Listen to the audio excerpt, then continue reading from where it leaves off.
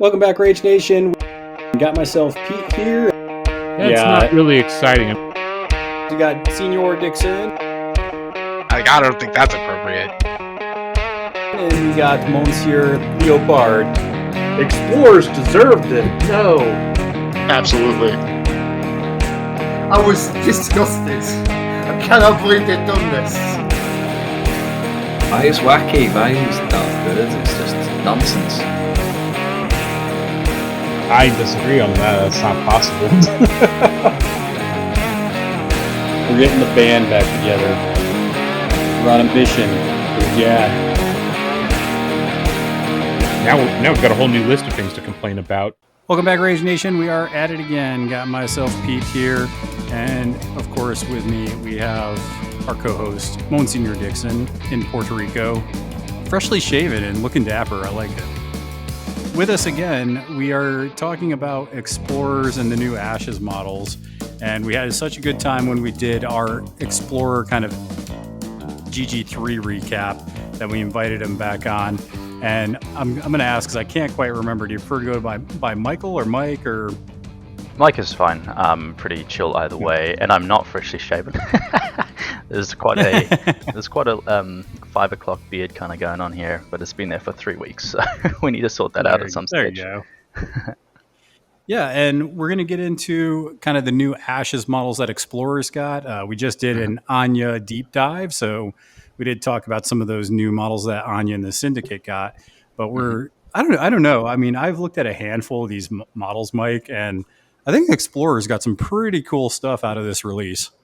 100%. Yeah, I'm really stoked with what we ended up receiving from this release. There were certain niches in our faction which I felt we really struggled to fill, and this release in particular has gone a long, long way towards shoring some of those up, and also just adding some new tech that we just didn't have before, which we'll probably get into momentarily. Yeah, and Dixon, have you had a chance to play against any of this new Explorer stuff? I don't know if you've had a lot of Vassal games in. Not as much lately. Even in practice, I didn't even see these models.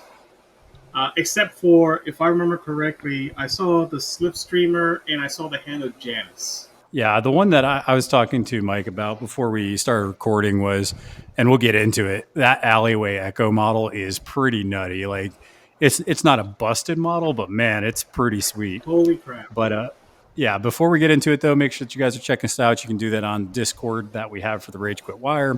You can also check us out on some other social medias that Dixon and I randomly will jump on. But we also have our YouTube channel that we keep putting the podcast episodes on, and we put usually at least one video out a month, trying to get more. But, as life happens, video takes more time than podcasting, so that's why it doesn't get quite as much content. But if you want to support us directly, go ahead and do that by going to patreon.com/RageQuitWire. You can support us and you get content early, at least a day, usually. And sometimes it'll be a couple of days because sometimes I get really excited to get it to the patrons. Also, I started doing kind of a just written battle report review that I do for some of my games. A handful of the patrons really like that, so I think I'm going to do that more often. And then finally, you can also join these cool chats lives that we have. We usually have one or two patrons jump in, ask questions, and enjoy the conversation live. And then finally, if you want to support us directly, you can do that with our shared affiliation link. That's Give Us Your Money, Please, Thank You, weird.com/RageQuitWire. And a little bit goes back to the podcast, and we appreciate it. So, getting on with the Explorers, we're all pretty excited about what's going on with them. So we'll just kind of go the same thing we've been doing with all these other factions. We've been talking about the models that are shared by two keywords. Obviously, if one of those isn't Explorers, we won't talk about the non-Explorer side. And we'll kind of share who we think enjoys this model more out of the two. And if there's certain tech that we think it fills, and just generally how we think the Explorers are going to like it as we get into it. But as you mentioned, actually, the only exception that we have on this faction is the one that we have to talk about first because we missed it the first time around. You talking about Clipper? Yeah, he's literally the only one, if I read this correctly, that is actually shared by the guild. Yeah. Yeah, and it's a heck of a model. So I Well, you want to know? Let's just go ahead and start with Clipper because we haven't given him love yet. So this is the model that's shared by Augmented and Frontier. So obviously with Explorers, you're only getting this on the Frontier side. But I don't know, Mike. Is this like now the like second most durable model in Frontier? Because it's a pretty tanky little enforcer. It is very tanky. It's a great model. It's got move 6, which you're always happy to see, and combined with flight, I mean, that's amazing. There's a lot going on with this model for both of its keywords. I think specifically when we think about Frontier, it's going to be deployed potentially way up the board, but it's actually a model that won't immediately die like so much of the keyword. And it can immediately start applying pressure. I've seen it do some very rude things with pneumatic spike. You stagger someone and then Bass will like throw them through terrain further back. That's happened against me when I was playing against Clipper. And so my Hand of Janus that I was trying out at the time actually got staggered and then just exiled to the other side of the board, basically through a large piece of terrain. And so was no longer relevant. So that sort of ability is really good. 10-inch reach. It ignores armor. I think that's really, really welcome in this keyword. I mean, it's welcome for every explorer, but in particular, I think Bass was, when he sees armor, he's like, I'm either just trying to like mod 4 or severe 5 my way around it, or I'm trying to ignore it because, or I didn't hit a bunch of crit strikes, sure, but that's very card reliant.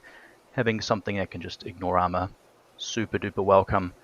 If you decide that you'd like Rough Riders in the keyword, you now have Fly with Me and Double Ride with Me, so you can do that kind of thing if you really want. But yeah, I think just generally speaking, it's a great model. I love that it's got Dynamic Generator, so it does have its own ways to get a power token.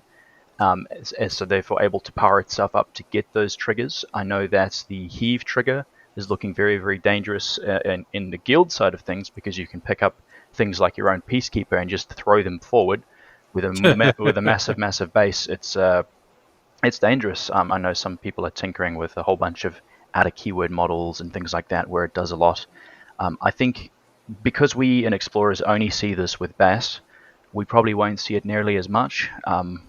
Bass doesn't see as much love in Explorers, sadly, but I think this is a massive power spike, and I'm certainly more willing to pick Bass now that I've got a really solid centerpiece model to build around.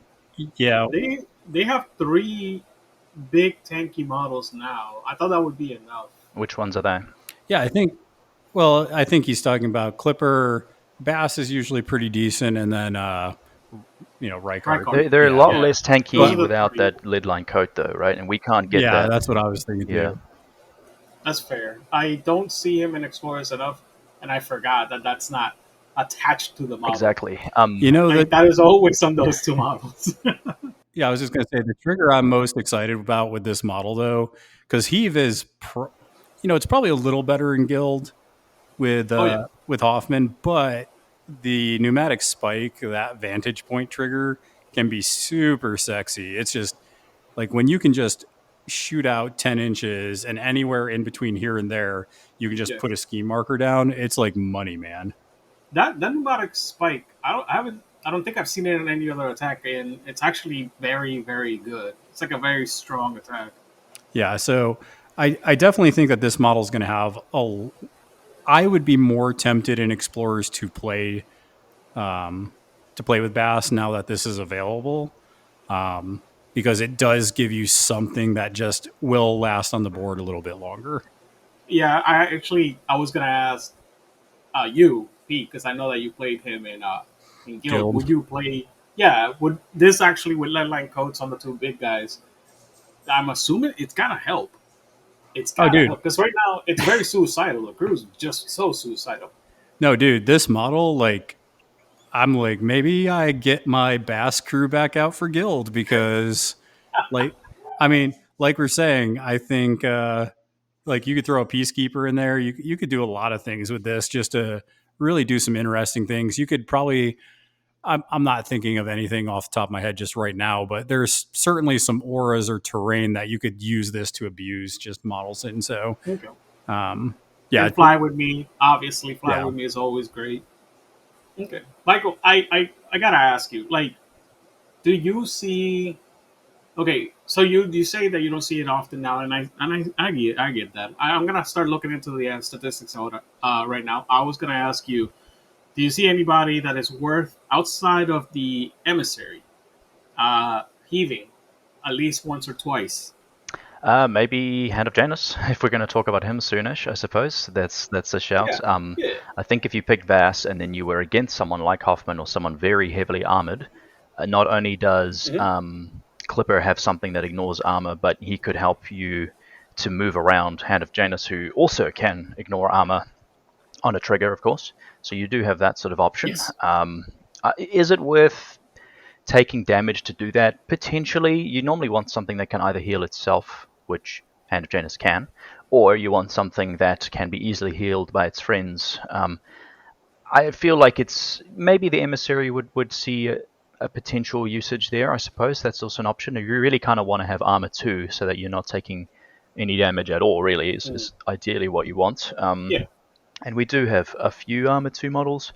I haven't really looked tremendously far into it. Most of the Frontier builds that I like the look of from Explorers are the the meme sort of bird heavy builds where this guy would join, and so you'd have like Clipper and 2 Ostringers, maybe Ostera and Twig as well, possibly even some Empyrean Eagles, and you just have Vantage Point everywhere in the crew, which is obviously a great trigger, as you pointed out. I was gonna, I was actually gonna say that actually is the main reason why, even though it looks like a meme, because the bird crews, it works because you're dropping ski markers left and right. Yeah, and Ostera and Twig can just drop them with a bonus action on any suit as well, so it's actually very good at that. We've got Flush with Cash in our faction, of course, which is really nice on Ostringers. I think it gets very frustrating. Especially because they can throw away their bird, right, and just like say no to an attack. And so if your opponent's trying to kill them quickly and they throw a big attack at them, you can bribe it. Then they throw another big attack. You have the choice, depending on the damage track, to throw the bird in front of it or not.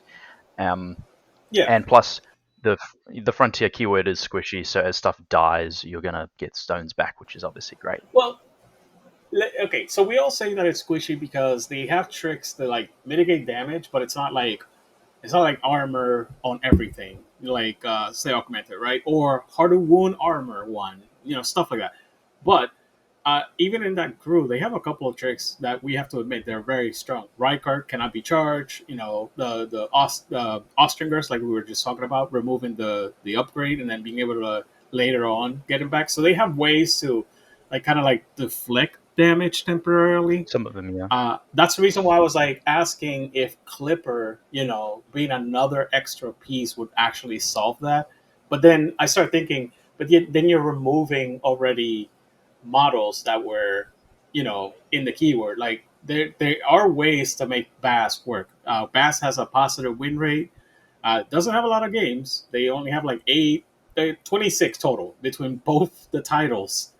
So hopefully this is going to increase the number of games. At least that's my hope. What do you think? I think I know the reason why he doesn't see much play in Explorers, and I think in Guild he has a niche because his whole crew ignores terrain and they get a bit of extra movement. Half of all the keywords in Explorers already ignore terrain. Certainly severe, right. We just don't care.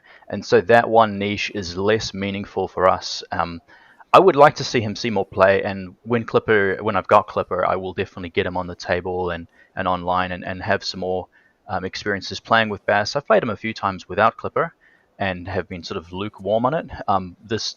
It is genuinely strong enough that it's the kind of model you'd be like, okay, well, now that this is here, this is the only way I can get this model. It does unlock some interesting options, like that Bird Air Force kind of build that we're talking about. Yes. So, yeah. Yep. And the fact that it has been working, the whole, dropping scheme markers at different range, like long ranges. Yeah. So he can do it. Like I agree with you. All of that put together, I think there is a very strong game plan in this GG for Bass. It just definitely makes him more of an option. I'm more of a trap game kind of guy, so I'm kind of excited to throw traps at people. I mean, that's what I always like doing. Yeah, I think it's like screw the birds, man. I think there's there could be love for both of those game plans. Yeah. The one strat I think I might look towards trying out Bass a bit is the stuff the ballots, because you kind of want to be on the center line controlling the ballots. Yeah. We recently had a good old chat, myself and the Pack Mentality crew, my podcast around the thoughts around stuff the ballots and how you kind of want to control an area. Then you invest in interacting with the strat. Your opponent now needs to invest in not only removing your models from the area, but then interacting twice as much as you did. So if you can get there nice and early and just control that area, I think that's very meaningful, and Home on the Range would allow you to do that. So if you went fairly keyword heavy, you've got like maybe Clipper, maybe one Rough Rider, probably I like the double Ostringer. I know not everyone's sold on that. Rycott's probably in the conversation as well. And you start up the board like everyone's basically got a walk and a half for free, and then you can't interact to vote immediately, but you can control the voting stations. You immediately get up there, start shooting enemies. Now they've got to decide if they're going to shoot you back, or they're going to walk, or they're going to focus. Your turn 2 decisions are like vote or shoot. Well, I like the idea of in a situation like that. I like the idea of not only traps to really kind of, because where I've seen traps be very effective is against crews who can't necessarily ignore them as easy, and you kind of get in their face with the traps. They have to deal with them, and then on top of that, I also found some good use for the title, Badland Sheriff or whatever he's called, where you're up the board. So now, you're like staggering people, stunning people, or slowing them or whatever. You're putting all these conditions out. The dust cloud markers can stay in play now. And if your opponent can't ignore those, now you're having to go through those as well. And you can really start controlling the board. And now that you have a little meat with Clipper to kind of, try to delay people even more, I really think there's some cool options there. All right. Well, I think we have plenty on board Clipper. Is this the Frontier deep dive? Is that what we're doing? Okay. So let's give some love to the couple of guys that came to Cadmus and Apex. Honestly, I didn't really see the thing yet. So hopefully, Michael, you can illuminate a little bit more. So let's start with the Ahul. Sure. What can you tell us about the Ahul? I love both these models, Ahul and Cairnhurst. I think Ahul is great. I was super excited to see these models because I love Apex, and I also really enjoy Cadmus. Starting with Ahul, he's defense 6 with hard to kill and a built-in healing mechanic. So even if you just looked at that in a nutshell by itself, he's quite durable and he's quite frustrating to deal with. Every time he hits you, he's going to drink blood. Obviously, with hard to kill, that's very frustrating for your opponent to deal with. He's got crazy good triggers, though. If you look at his attack, hold down in a Lord Cooper crew is ridiculous. Insane. We've also got Spell Eaters and the like in Cadmus if we wanted to use him there. Pouncing Strike, very strong. It goes quite nicely with his Pack Sickness. I think probably the most important thing to talk about with this guy is Pack Sickness, where basically when he places, once per activation, he pulses out a TN move check. If your opponents fail it, you get to give them either a Parasite token or Adversary Apex. Parasite token, very, very, very strong.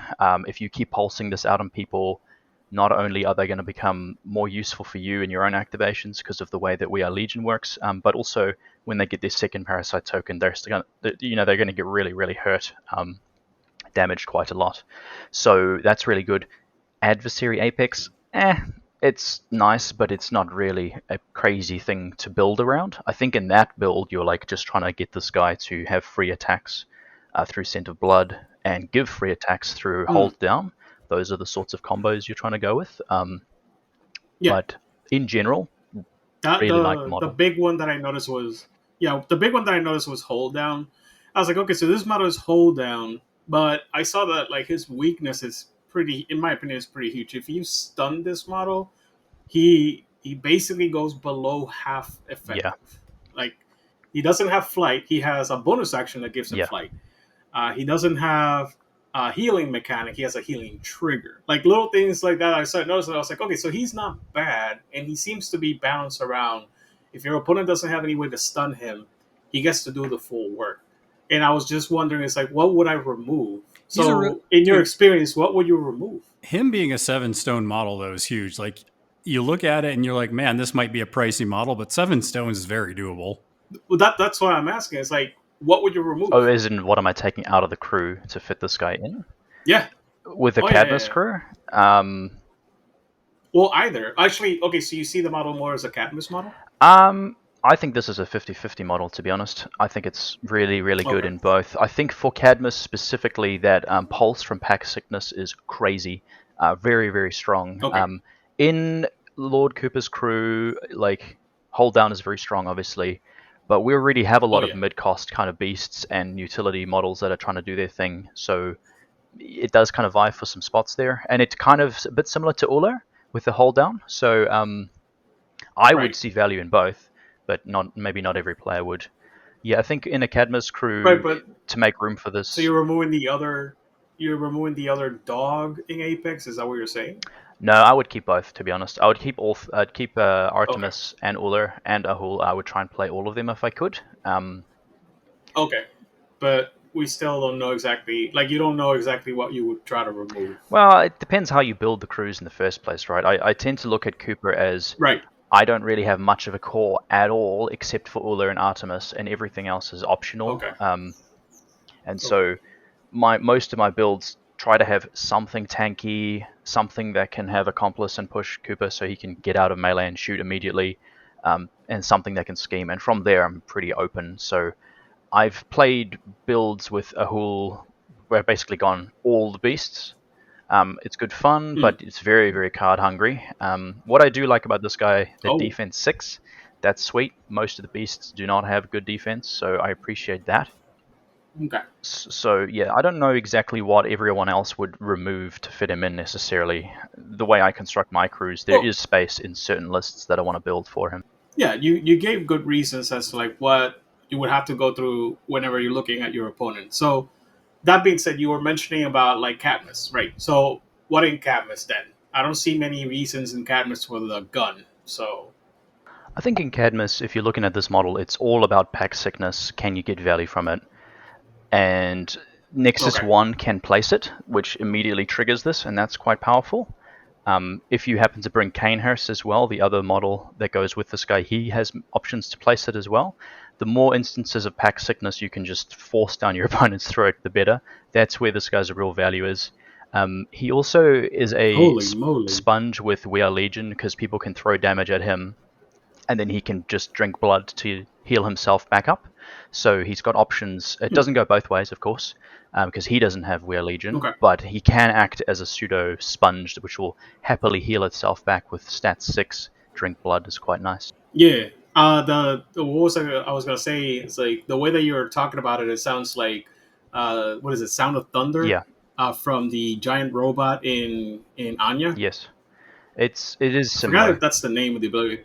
Yeah, Sound of Thunder, that's right. Yeah. Well, I mean the other ability is technically more powerful because one damage and stun just like completely cripples some models, and it's actively getting you to win the game by doing the damage.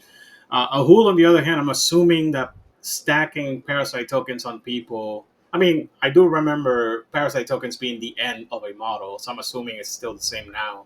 Yeah, I think if this guy's hitting like 3 or more models with this, a couple of times in a turn, they're very, very quickly going to start falling apart. Getting that first parasite is Okay. massive because that unlocks so much of your power. Now your We Are Legion is looking a bit more interesting during your own activation. Yes, that's true. Will of Cadmus gets way stronger at the end of turn. You can make people walk around and stuff. All sorts of things get unlocked as you just give them a token, but then every subsequent token really, really hurts, especially if they don't have Yeah. armor or something. Siphon power becomes like an active threat. Yeah, exactly. So funny every single time. It's like, oh, you're friendly now. Yeah. Okay, take 1 damage and I get a trigger. It's like absolutely. double whammy.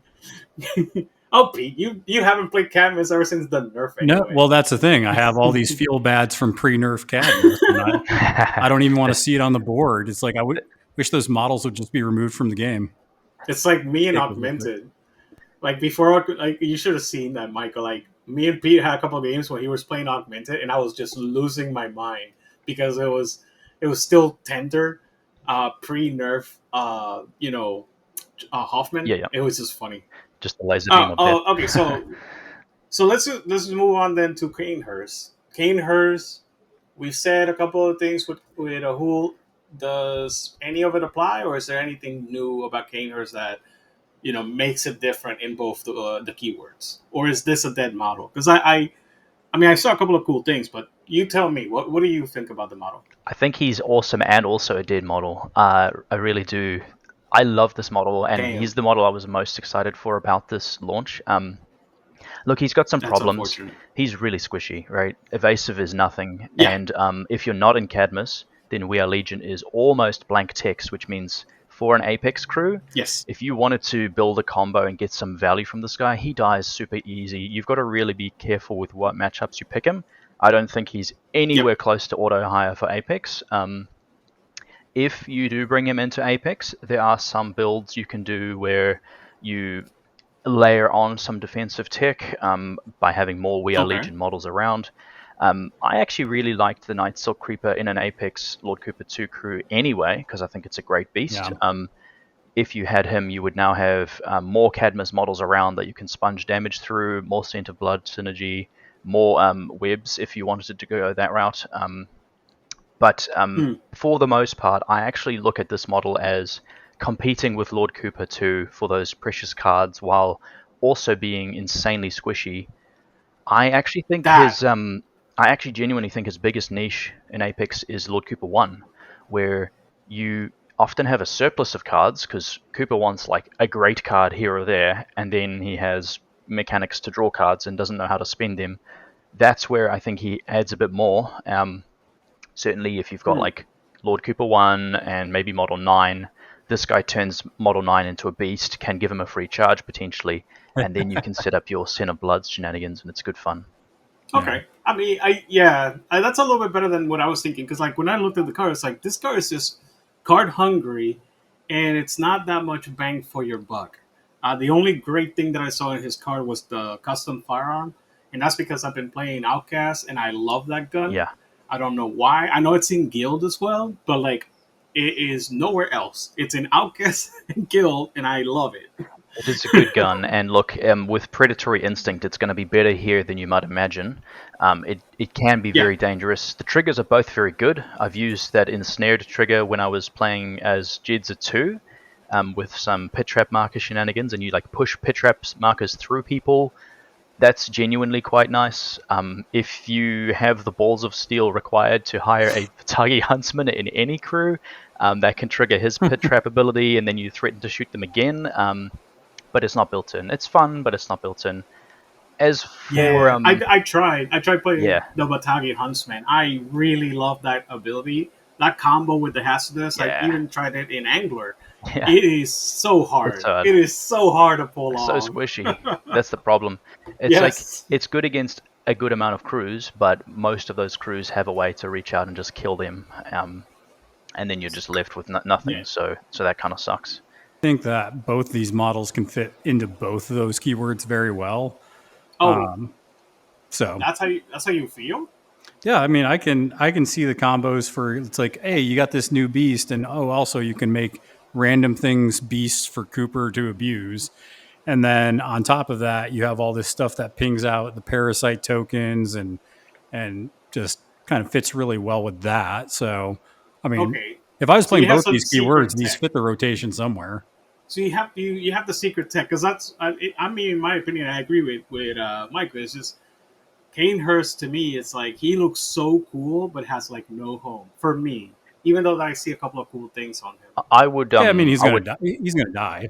He's going to die, but before he Yeah. dies, he's going to do some cool things. I like him in Cadmus quite a bit more because We Are Legion and Evasive work really nicely together. Most people look at Cadmus and they're like, I need to bring blasts to kill the bugs. This guy doesn't care about that, which is really welcome in the keyword. He actually has Okay. a good gun, as we've discussed, which in Cadmus is something we missed. We just didn't have that, That's true. so it's really welcome there. And I think in Cadmus, you will have an amount of extra cards to work with that you don't really have a home for. Scent of Blood can be surprisingly dangerous when your opponent isn't ready for it, and then suddenly the Night Silk Creeper that's like landed on their lap last activation and hit them a bunch. Now that's getting in free extra swings with this guy. The built-in trigger on his pistol, Paired Hunter, is very good if you can get it in the right spot because that 6-inch aura is forgiving. And as we've discussed, when you're constantly threatening more and more parasites on like 3 or more models at a time, That's very dangerous. Ahul has a 50 mil base, so that's a massive area. If you place him in base to base Yeah. with an enemy, they're making a lot of tests, and when they fail them, they're very upset. So it looks Yeah. interesting, and it plays out even better than it sounds. And again, because he's in the bundle of bugs, We Are Legion is doing a lot of work to keep him alive. Meredith is passing out healing. Suddenly, he actually can stand up and like take a fight and not immediately implode. And so he survives way longer in this keyword.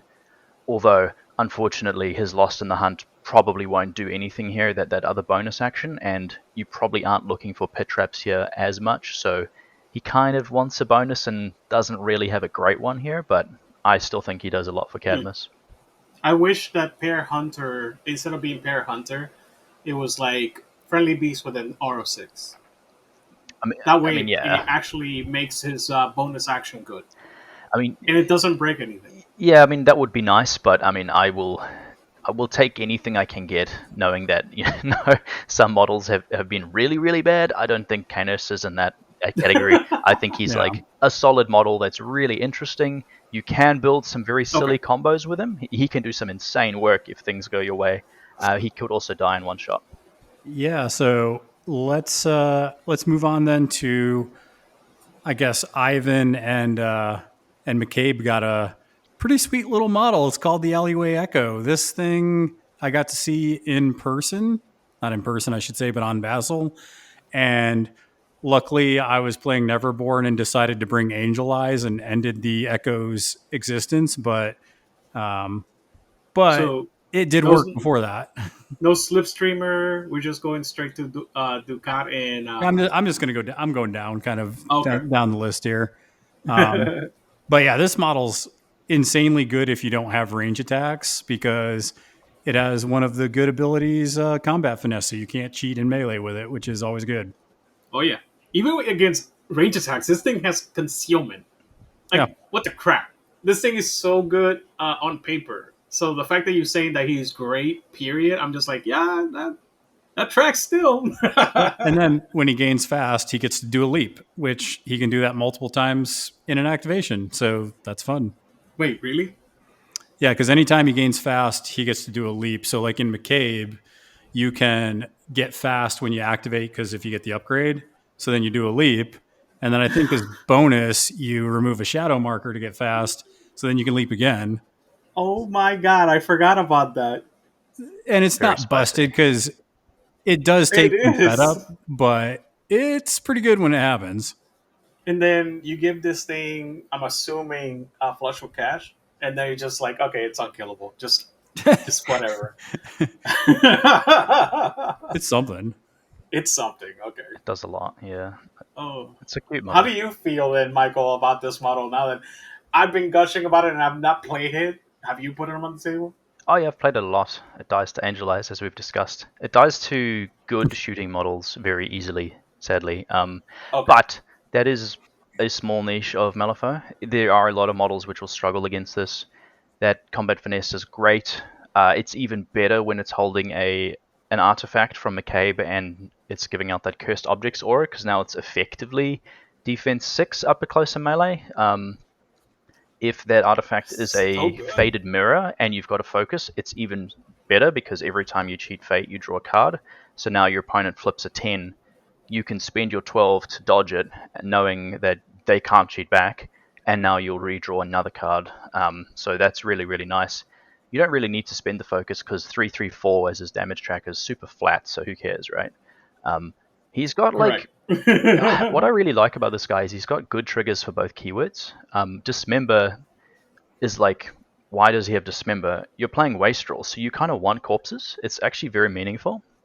And then Reconstitute to heal yourself by removing shadow markers. Super valuable here because this is your like brawler / beta dude. You want him up, and you're gonna have more shadow markers than you know what to do with. So you can remove them to place yourself again fast, or to heal yourself. And of course, we've got Cruelty, which is like less good onslaught, but at least we finally have that in our faction a few times. So I think I like that. I think that the sword made us so that this model having onslaught was not a good thing. Yeah, for sure. That would be I'm just that would be too saying much. that would be my guess. Yeah, that would be 4 swings with precise at min 3 is probably enough. And if you can get up to like 8 swings, maybe people would start getting a bit upset. So I think the ability to give him precise, they probably did have to balance it with that in mind.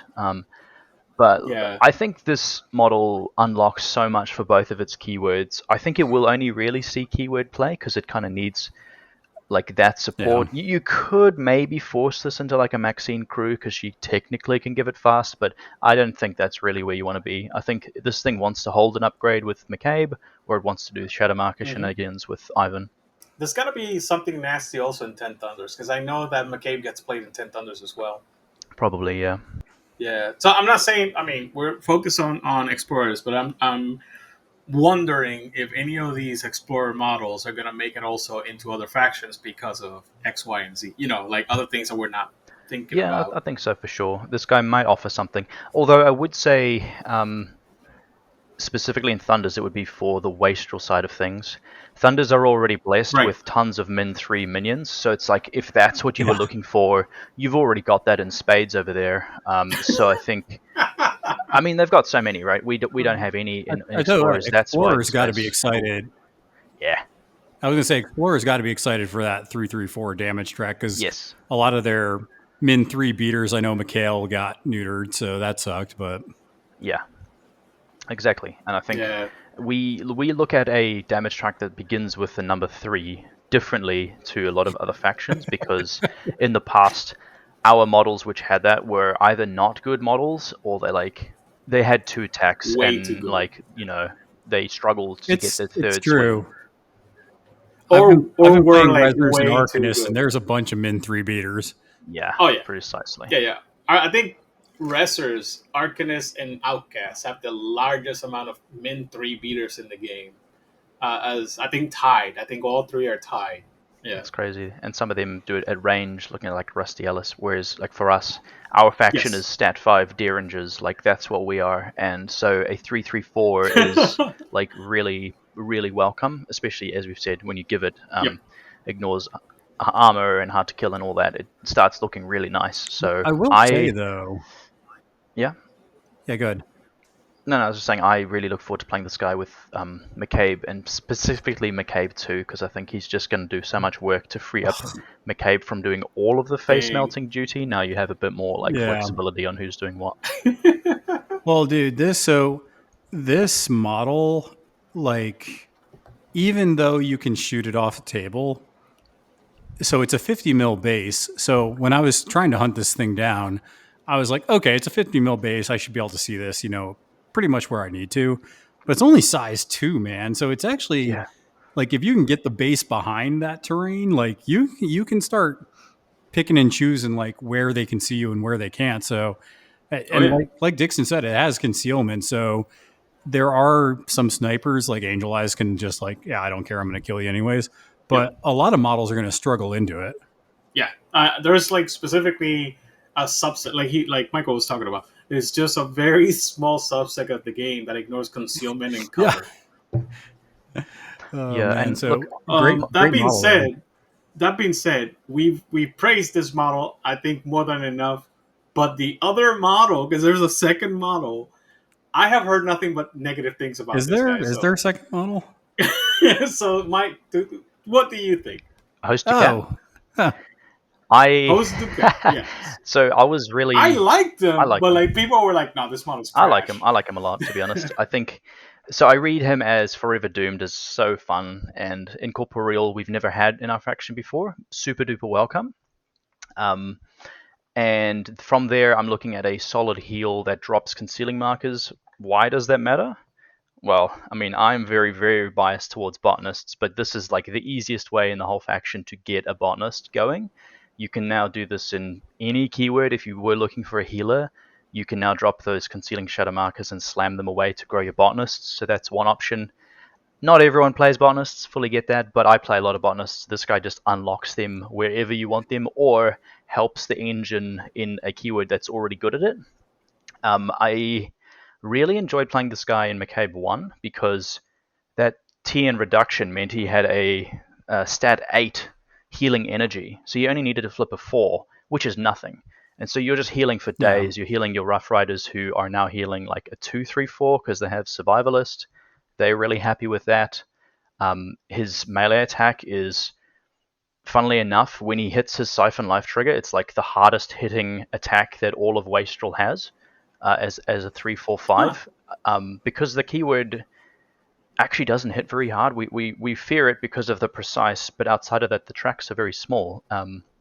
3, 4, 5 is pretty good, actually. I really like the fact that he's also got Dark Bargain. This is super flexible and does a lot for both keywords, Yeah. I feel. We're already looking towards Ivan and we're looking towards McCabe, where there is an amount of ski markers, I feel. We've got some great tech in both those keywords for ski markers, and frankly, if there was no ski markers in the pool, we're probably looking at like Cadmus, So we're looking at those keywords for. Did you already say this interactive. guy has Forever Doomed? Yeah, Yeah, that was the it's first cool. thing he said. It's cool. It's I was like, I you saw that? yeah. I was like, what? Yeah, it's no, awesome. I like him. I think that he's a very easy healer that can.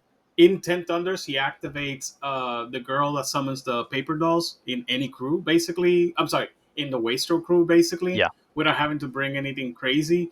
In Explorers, like you said, he activates Botanist forever and ever. The fact that he's only 7 and he has a very strong job in healing at range, and he doesn't have to be anywhere near the fight.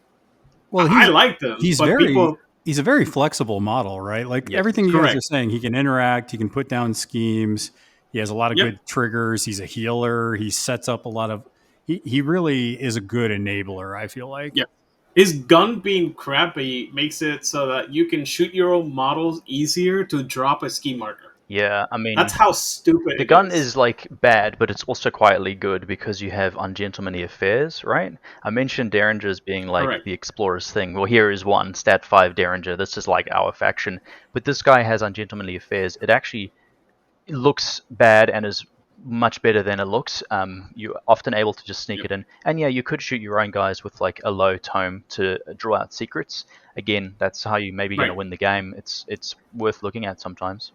Yeah, no, I agree with you. And like I said, I like this guy. We had a couple of conversations in our Discord, and I was positive, and even in other Discords when I was going in to check on like what people were thinking about, and I was just getting made fun of because people thought this model was garbage, and I was like, I don't see it. I guess I'm blind about something. Yeah, I don't see that either. I think healing energy is very welcome in both the keywords already. Like, we don't have great healers Yeah. for every model. I know that Gibson can hit his shadow friends for a heal, but he has to do that in melee. That's none of your human allies.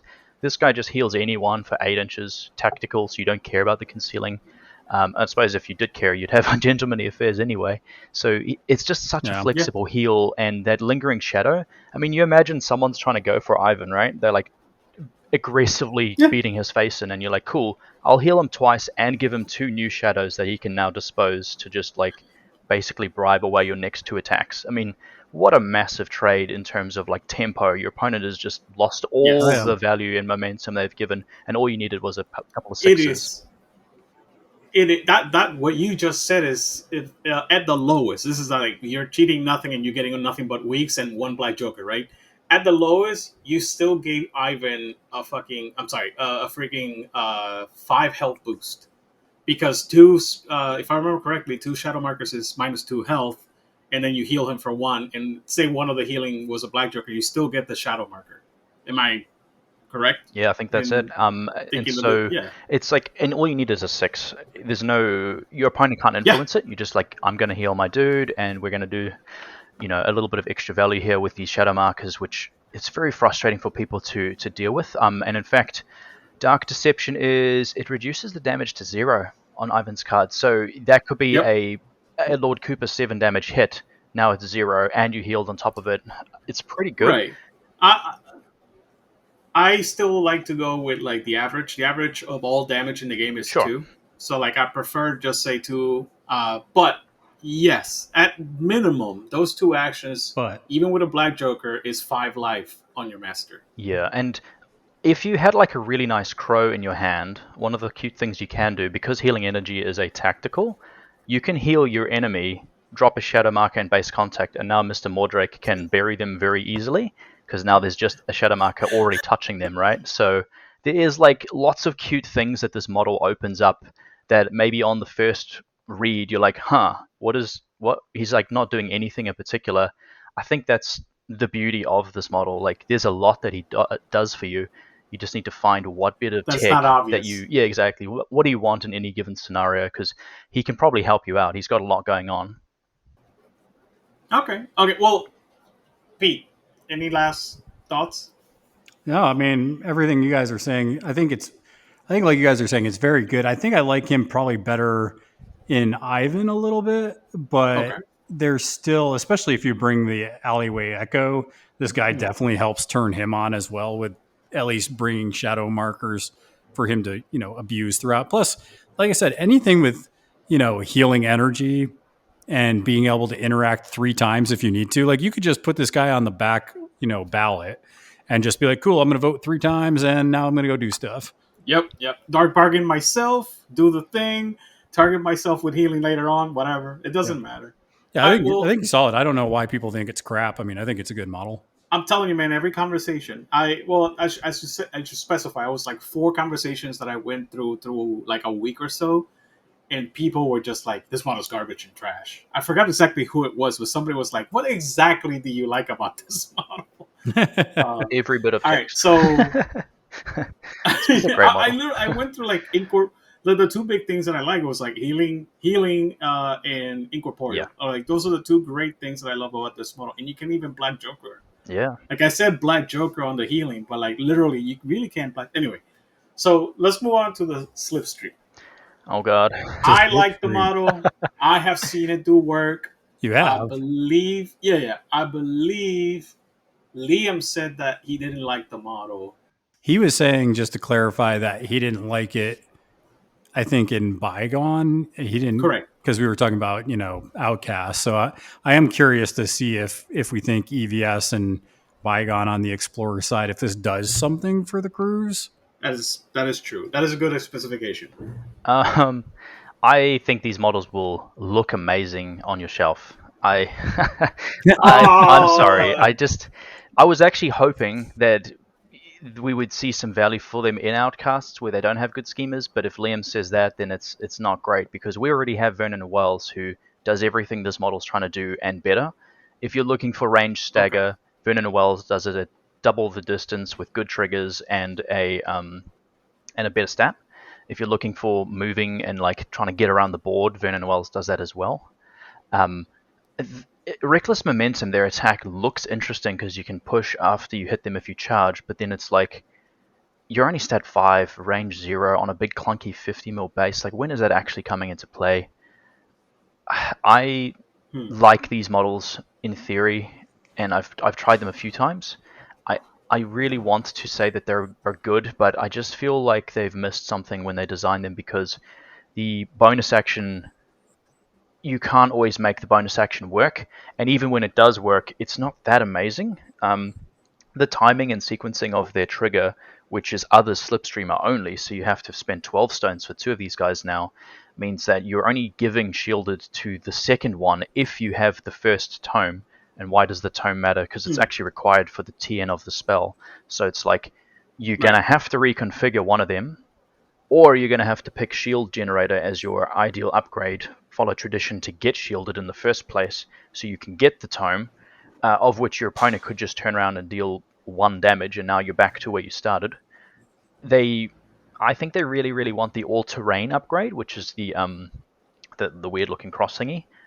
That's genuinely good, right? That's like what Calypso has. No stagger, can't be hit by severe or hazardous, ignores models and distance while moving, vertical distance. That's really good. I think if this model had that and there was no TN on their bonus action requiring a tome, suddenly they would look very good. The problem I have is that if you're playing it in EVS, you're already playing Dr. Beeb and Calypso probably, and they need all the tomes they can get. Both versions of Maxine want tomes as well. So where are you getting your tomes from to power this 6-stone kind of pseudo schema support model? I'm not sure. And then within the Bygone keyword, which they need a bit more help scheming. So you'd think maybe there's a bigger niche for them. They all want their tomes, of course. So if this guy loses his shielded, are you spending your decent tome to drag the line?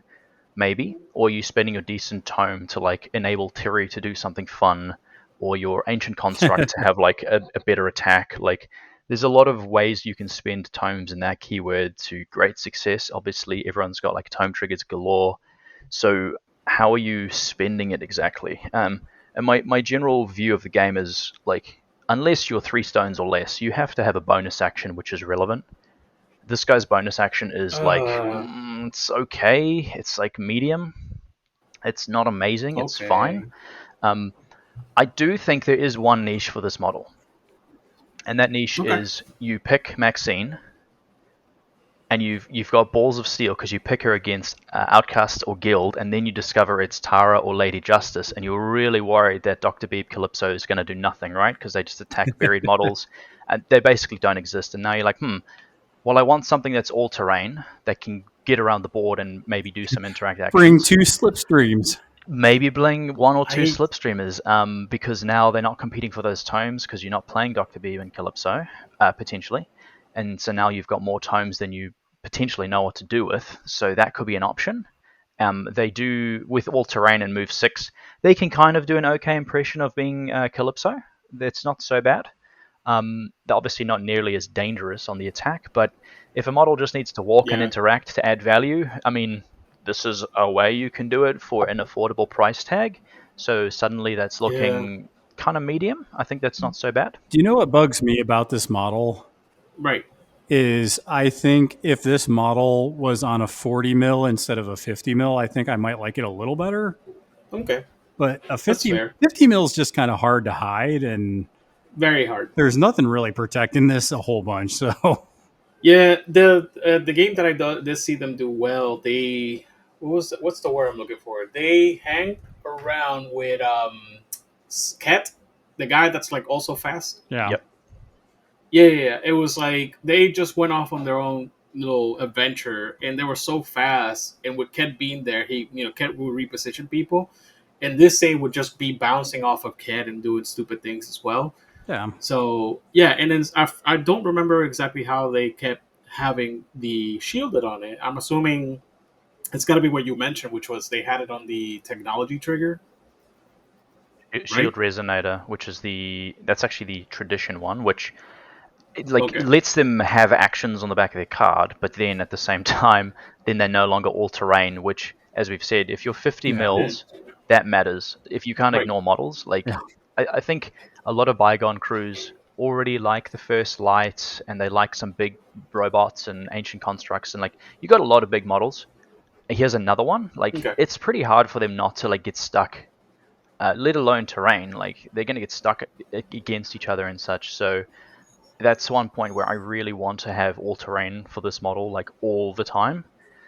Which it's not amazing. If you had another cheap way to give it shielding, or if it just had Arcane Shielded 1, then this model would suddenly be wow, okay, we've got we're cooking, this can do some stuff. I mean, there's multiple, I'm assuming there's multiple ways in the keyword to actually hand out shielded. From what I remember, there was at least 2 models that did that. There are ways to do it, yes. The trick with the bygone keyword is you can give shielded to anyone.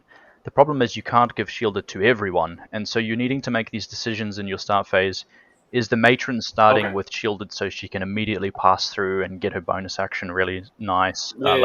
How much shielded is Parson sharing, because he can give out 1, 2, or 0 to friends, and then he's more squishy if he does that. So you've got ways to do it, but it's quite a trade-off, which I actually really like. So I like that design. It's just this is a model I don't know how often I'm willing to spend my important shielded on. Maybe not. I guess I'm going to be alone in liking the slipstreamers.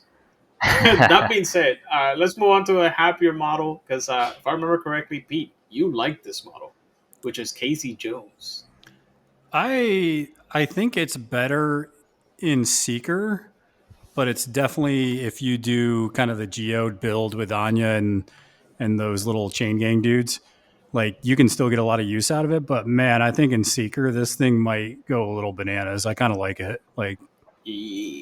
I'm just a I'm fan. thinking we were talking about one of the Anyas has like an ability to move people over and over again.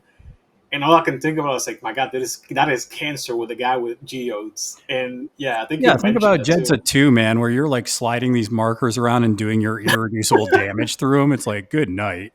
Oh, that's so funny. Well, what else do you like about him other than the geode? I think he's good tech. I think this is one of the models where I don't recall if explorers have ignore incorporeal a bunch, but this definitely ignores that, which I think can be helpful in some of those problematic matchups that explorers have. So that was just kind of another thing. And where is it? Pushes around. That's fine. Price of progress, so you can get your triggers when you want them. Hmm. And seems like I said, it just seems like a decent model. This one, for some reason, he's a pseudo train, but he's on a 40 while the slipstreams are on a 50. So good job, explorers. That's so funny. I don't know, Mike. What do you think about Casey Jones? Absolutely love him, and both his keywords in all 4 titles. I think he does so much.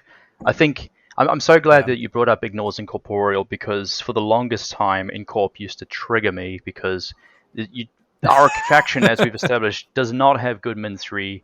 We don't have like great ways to hand out focus, so even like a daydream in your face is like a problem. You can't kill it efficiently. And enslaved spirits, they're very competitive right now. One of those, like just engaging your model, like your average min 3 model can't kill it in one hit because you can't even spin focus. So it's like Yeah. they're a problem. This guy Yeah. ignores that. That's amazing. I really like that. I Yeah, both especially both like the that puncture. enslaved and the Gwison. Well, Yeah, Gwison, both sure. the enslaved and the Gwison are like huge problem Yeah. in against. For explorers, as far as I remember. Yes. I Well, you think we can were talking stone for about puncture too. yeah, but like Or not Cackle. stone, price of progress. Exactly. There we go. Because like Cackle was talking about, it was like Gwison being like a huge problem for certain factions, and he mentioned, if I remember correctly, he mentioned explorers as Oh, yeah. the example. Yes, 100%. So this guy has a way around that. To be honest, though, this guy just has a way around most things. So all the risks associated with geode markers, he has failsafe, which just says no, I don't care. 12 inches, you don't even need line of sight to them. It's just 12 inches. Super forgiving, so it really makes those an actual option. Yeah. If you make the geodes, then Jedza 2 can push them into people. That's fun. Jedza 1 can make them explode for 4 damage pulses. That's really good. Jedza 1 That's obviously, disgusting. yeah, it's good. Jedza 1 has obviously that ability with the life tokens to keep people alive, and that means that for the most part, your price of progress is, well, I'm not going to say free, but it's like very cheap. Let's say It's to like constantly have puncture or delay every attack, and you can, with constant motion, whenever this guy hits someone, he can push, or just in fact resolve any trigger. So you could be in melee with something you don't want to be in melee with, just use your bonus action to leave melee because you declare a trigger, So, and then charge someone else or whatever the case might be. So like it's really hard to stop this guy doing what he wants to do. what I just wanted to point out one thing. Again, this is on paper. I haven't seen this guy on a table. I remember Pete mentioning that he was great in Secret, so I started looking into it. His losing life is actually a bonus in Seeker from me just like, bouncing back and forth ideas in my head, because Seeker only triggers on heal. So the fact that he's hurting himself actually benefits for all the bonus, the Chronicles. Chronicles It's stuff, so yeah. dumb Yeah, that I was it's like, great. just on that one simple thing, I was like, this is insane. This model is insane. He doesn't even have to be near the enemy to hurt himself and be effective. Yeah, and look, I think there's a lot to be said for that with a combination of geodes, and it makes me think back to GG, I think it was 2, when I did something similar to what you described with surveyors, who could also wound themselves for triggers and such during actions, and then therefore can be sources of healing for your chronicles. And so, especially with geodes, I was thinking back to symbols of authority, where you put down your symbol, and then you just put geodes around it, so your opponent cannot interact with it. You could probably do something similar with like stuff the ballots for your back marker in this one, depending on how the terrain is around it. This guy can just activate, immediately trouble ahead. he can build in Rock Slide to build another one, so you can just say, no, you can't touch this, you can't vote here until you remove these markers. And now I can start triggering Chronicle as well, which is, very welcome. Yeah. I do like him in Anya as well. I didn't listen to the Anya episode that you guys put out, but I'm hoping they sung his praises there, because I It just came out love today. this guy. Okay, sure. I love this guy in both versions of Anya as well. I think the keyword really wanted something that can mod 4 consistently. Puncture will get you there, and the bonus action is also very good, because the chip healing in a syndicate crew goes a long way to helping your price of progress costs just in general. And so I am a big fan of what this guy brings to that keyword. The fact that he's one of those few enforcers that can actually cook a second soup. So that's actually very strong against models that have harder wound. Yeah. And having mod 4 against wrestlers Yes. in a faction that can actually multiple times do bonus damage, that's crazy. That is just crazy. Yeah, this guy solves a lot of problems for problem models. Like, if there's something in your face that's you cannot deal with, this guy can knock it aside, built in, like back to back. It'll just happen. See you later. Or you can delay it. So if it's got dangerous attacks, but now it has 1 SAP, pretty good. Or you do have the option, by having some rams in hand, or just going heavy on the price of progress, to just attack 3 times, courtesy of his bonus. And 2 of those attacks can have puncture built in as well. So he can just mod 4 people to death. It's pretty good. It goes and eats ghosts as well. Yeah. That's really good. Or you can, just put like a geode in the charge lane of the Peacekeeper that's about to kill you. You can just put it 4 inches away. There's even a trigger to push it up to 4 after that. I was going to say, it's kind of another min 3 attack, right? Because you put a geode nearby and then you knock somebody into it. You're doing min 3 damage. Yep. That's true. Have That's done true. that and have enjoyed that. Even on the minimum of it takes you 2 actions to do exactly what you just said, Pete. That's still 5 damage, and it only requires a 6 to guarantee 1, and then your highest card. Yeah.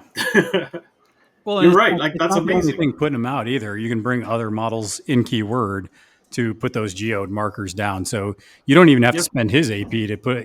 And plus, how many boards do you run into where it's just like, oh yeah, this board has hazardous, cool, I'll just throw you into that. Yeah. If you want to take additional damage, you could also push it. He can push them into the enemy. Yep. Yeah, I would also I just looked at the card again. I would say a quick shout out to his Chronicle as well. I think in an Anya 1 crew, this does a lot of work. She can build in her own stat 7 Siphon Life to heal, and when she heals, whichever ski marker of the bazillion ones you've placed down will push and then therefore trigger hazardous. So I think this Chronicle is very nice here. I've enjoyed it with the Catalan Brawler as well, who is kind of rare to see, but I think makes sense with this guy. Not only does he make Casey Jones a bit tougher, because he can intercept hits, but this makes that ability more frequent to pop up, because when he juggernauts or whatever, the ski marker pushes in range, and then now that triggers your Condor security, so you can't go after your squishy models because the Brawler's in your face being annoying. I was also thinking about if somebody set up ensnare on one of your models, you could use this to pull them away from certain models. That's a little niche, but I was thinking about placement like that with this. But I think the call out for Anya 1 is really good, because you just took a damage because this model healed. Oh yeah. Now the union busting. There's so many ways to move people without their consent. It's so dumb. Yeah. In Anya specifically. Yeah. This is another model a bit like Host, where all the text on this card matters. I think some people will look at this and be like, oh, it does geodes. And some people will look at it and say, oh, it's a 2/4/5, of which there's not that many in our faction. It does everything. And I think the trick to this model is you have a lot of tools, a lot of good triggers. You can price of progress them in, and you've got a pretty healthy wound bank to work with to do that. You just need to know how you want to spend your AP, because although all his stuff matters, he still only gets his 2 AP and a bonus. So maximizing what this guy does will determine if it's worth 9 stones for you or not. Are you more pumped to play him now, Pete? I know that you liked him before.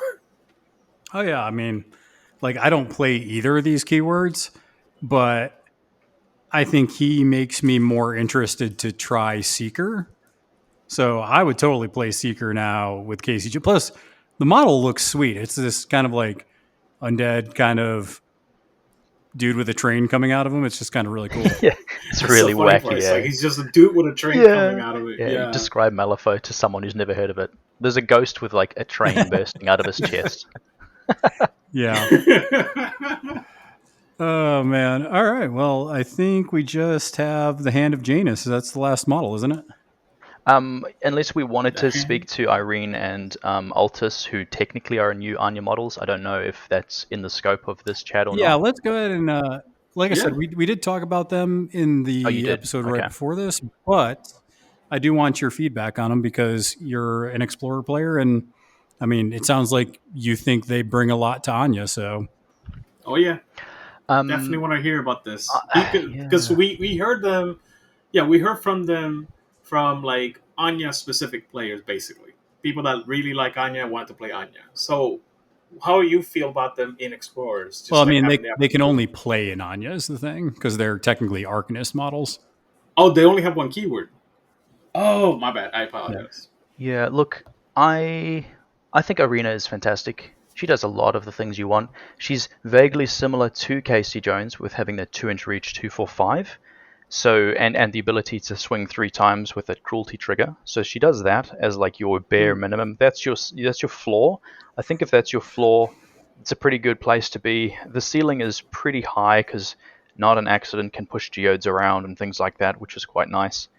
Yeah. Don't mind me on a 50mm model is very interesting, and I quite like that forgettable ability she has. It's kind of almost like Serene Countenance until you get hurt. So as long as you can keep her safe, keep her in like some trees or whatever, she's very annoying to actually deal with. And then when she is hitting people, very good. I think that cleaning up loose ends trigger, which again Price of Progress will enable, that's very dangerous. Like suddenly Leviticus has to be worried about at least one thing in your crew. And there's lots of times it'll come up randomly where it's super relevant and like suddenly they have to really, really fear her. I honestly look at Arena as auto hire for Anya. Honestly, both versions of Anya. She does everything you want in an Anya crew. She's worth obeying with Yeah, I Anya think so. 2. She backs up Anya 1 as like a solid centerpiece that has good damage, will not immediately die, and combos quite nicely with things like the Emissary if you decided to take it. That Where Min 4, or not the Min 4, but that moderate 4 yeah, almost mod 4. killed Thune by turn 2. Yep, it's a problem. It's real good, and what I love about that is that remove a terrain marker, so you're just removing those ice pillars that Thune has next to him for free. Because I played a ton of Lord Cooper 1, and I always loved his machete. It's very underrated. Well, this is even better. You just like pick up those pyres, you pick up those geodes if you don't need them anymore. You've just got great mechanisms to use enemy terrain markers against them, which I am a big fan of. Yeah. So it's very efficient in that way because you can get a free trigger and remove their pyre and hit them for 4 damage. Like there's a lot going on there. Big fan of that. I'm glad that you mentioned that because like when the guys were talking about it, I don't remember any mention of the terrain thing. And me looking at the card right now, that was like the first thing that popped up. It's like, oh my god, It's good. the ability real is good. so disgusting. Yeah, it's real good. You do also have Execute, which you can bake into your Dazzling Flourish. Now, they probably mentioned this, I'm not sure. There is an Execute build you can do with Anya 2, where you, by Right. picking Anya 2, you reduce your opponent's hand size by 1 already. You then have Yes. Altus, her brother, who makes when you he discard a activates, card. the enemy must Yes. discard a card. You then have Flexible Morality on Corvus Rook and Anya, and Corvus Rook also has Execute, and he can build it in. So you have the ability in that specific build to throw a lot of discard effects at someone, and then a lot of Execute effects at someone. So It's So interesting. you're right, Jesse. Yeah, Jesse actually did mention it, and I said that I love the ability from her brother to like make you discard a card, and that was like what triggered Jesse into saying that. So I love the fact that that's a thing, because if I play against Pete with this keyword, he knows that that's what I'm gonna do. It's already happened. I do think Altus is more of the tech pick probably out of the Yes. two. Oh yeah. Like I think you're bringing him if you're doing the execute thing. I think you bring him if you want a little armor and incorp ignoring, and Yes. he also has Dispel Magic, so if you're playing against condition crews, he's good to throw in there. Yeah. Really, you don't consider both of them? You guys don't consider both of them a tech piece against I range? don't think you need Altus every game though. No, I agree. Okay. I think he's. My problem with Altus is his stat 5 gun. It is a good gun because you ignore armor and incorporeal. Making an opponent Right. discard a card will like situationally be good or not very good depending on their card draw. I think it's very matchup specific. His swirling illusions is also not as good as Arena's one. So his one is when you get hit, now they suffer negatives for the rest of the turn. But if they just hit you like twice, once straight up and then once with focus, I mean this guy kind of just dies, right? Because he doesn't have armor or anything, so he's quite squishy. Yeah. I think he's a tech pick. I've heard good things about that bonus action, that incognito. You just give concealing. If you gave that to Irina before she's taken damage, now she's got like a double negative against ranged attacks. Very welcome, of course. But I think overall this guy's got a few too many TNs for my liking and not a very good stat attack. That he is my tech pick. I do not consider this model a auto pick, but I also don't consider him a never higher, which is a good place to be. I think he's like a 7.5 stone model that costs 8, which is I'm happy with that. Like that's fine. Like I'm not excited to play this guy every game, but he will have games where you want to play him. That's surprising. Because I am of the mind that I would actually pick him over her. Whoa, heresy. That's because you see Altus as another version of your boy Klaus, and you love Klaus.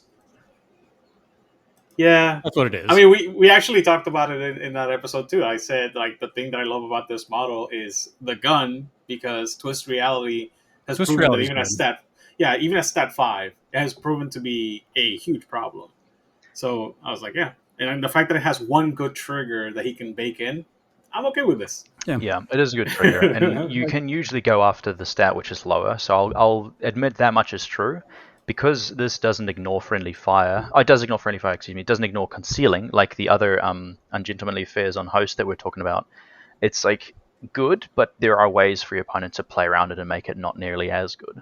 All right. Well, let's go ahead and then talk about the Hand of Janus. I actually haven't looked at this model yet, but I am curious what you two think about it. So I don't know. Sell me on this 10 stone 4 defense model. It's actually secretly 8 stones because it has excess funds printed on it for free. So super good, super good. Love this model. I think this model ranges. Oh, it has what that one upgrade does. Yeah, exactly. You know that thing that every Explorers brings flush with cash on a minion? This guy just has it on the front of card. So I think this guy ranges between like good and fantastic, with the caveat of if your opponent ignores armor, this guy just dies. So make of that what you will. Yeah. But I think this guy does a lot for us. Like there are so many things on this guy's card that are super relevant to our faction and fills massive niches that we had before that we really needed fill. The first one I must speak to is armor piercing as a trigger with min 3.